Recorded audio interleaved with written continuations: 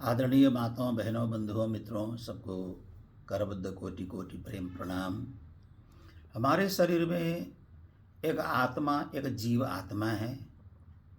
आत्मा दृष्टा है, जीव आत्मा भोक्ता है। जो भोक्ता है वो तो संसार के सुखों को, दुखों को भोग रहा है, जिसकी वजह से हम उदास होते हैं, परेशान होते हैं, दुखी होते हैं, अशांत होते हैं, उद्विग्न होते हैं और संसार में भागादौड़ी करते रहते हैं। और आत्मा ऐसी अनमोल चीज़ है जो स्वयं परमात्मा स्वरूप है। आत्मा आत्मा दृष्टा के रूप में विराजमान है हमारे देह में, तो साक्षी के रूप में सारे जगत को भी आत्मा देखती है और जीवात्मा के कर्मों को भी आत्मा देखती रहती है।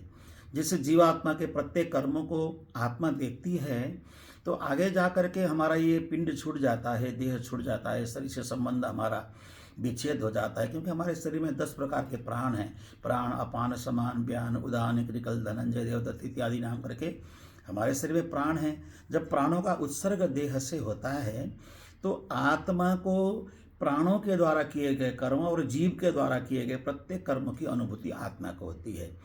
जब ईश्वर के पास हमारी सुरता कहें या हमारी आत्मा या जीवात्मा जो भी कहें, हम ईश्वर के सामने जाकर आत्मा खड़ी हो जाती है, तो उस समय हमारे शरीर के द्वारा किया हुआ जो कर्म है, जो संसार के अनेकों प्रकार के बंधन के बस में आकर के जो हमने कर्म किया है, अपनी तुष्टि, पुष्टि और संतुष्टि के लिए, अपनी खुशी के लिए जो भी हम कर्म करते हैं, ये सारे कर्मों का लेखा जोखा भगवान के पास जाकर के हमें देना होगा। इसलिए दुनिया में हमें ऐसा कर्म करना है जो हमारा देह तो विकार जन्य है, वो तो छूटेगा ही छूटेगा, लेकिन विशुद्ध आत्मा परमात्मा के पास जाकर के जैसी आई थी वैसी आत्मा ईश्वर के पास पहुंच जाए और हम कर्म और जंजाल से सदा सदा मुक्त रहें, ऐसा भाव हम बना करके रखें तो हमारा उद्धार हो ही जाएगा।